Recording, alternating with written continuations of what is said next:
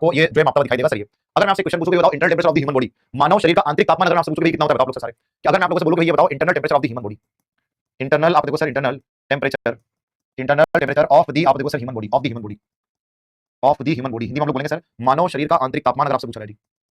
मानव शरीर का आंतरिक तापमान, चाहे ठंड हो, गर्मी हो, बरसात हो, सब जगह आप देखो सर टेंपरेचर सेम होता है सब जगह, ठंड गर्मी बरसात कुछ भी सेशन हो, कोई भी सेशन हो, इंटरनल टेंपरेचर हमारी बॉडी का हमेशा आप लोगों से फिक्स होता है, चेंज नहीं होता, बिल्कुल सही आंसर देना सब लोग। और ये तो मुझे लगता है आपको रटा गया सर, एकदम दिमाग में फिट हो चुका है सर कि सर 37 डिग्री सेल्सियस, फ़ारेनहाइट की अगर आप बात करोगे सर 98.6 फ़ारेनहाइट, उसके बाद अगर आप सर केल्विन की बात करोगे तो सर 310 केल्विन में हमारा आंसर होगा जी। तो आप देखो सर ठंड हो, गर्मी हो, बरसात हो, सब जगह होता है। और इसको कंट्रोल कौन करता है, इसको कंट्रोल, इसको नियंत्रण जो है, इसका नियंत्रण किसके पास है, उसका नियंत्रण मैं आपको बताता हूं कि इसका नियंत्रण जो होता है सर, ये होता है सर किसके पास, ये होता है सर हाइपोथैलेमस ग्लैंड के पास, जो कि ब्रेन में होती है जी।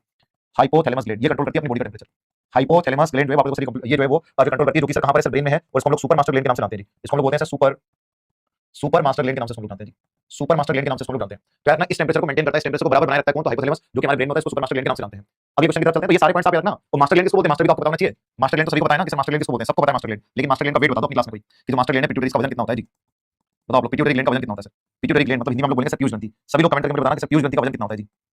पीयूष ग्रंथि का अगर आपसे पूछा है कि पीयूष ग्रंथि का वेट कितना होता है, बताओ आप लोग सारे जितने लोग लाइव अपनी क्लास में, मास्टर ग्रंथि का वेट पूछा है आप लोगों से कि पीयूष ग्रंथि का वजन आखिरकार कितना होता है, वेट कितना होता है जी।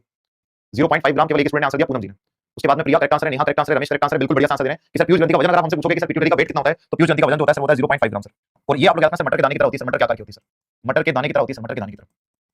मटर के दाने की तरह होती है सर कौन सी ग्रंथि, पीयूष ग्रंथि। अगला क्वेश्चन आपके सामने, फ़ारेनहाइट पैमाने पर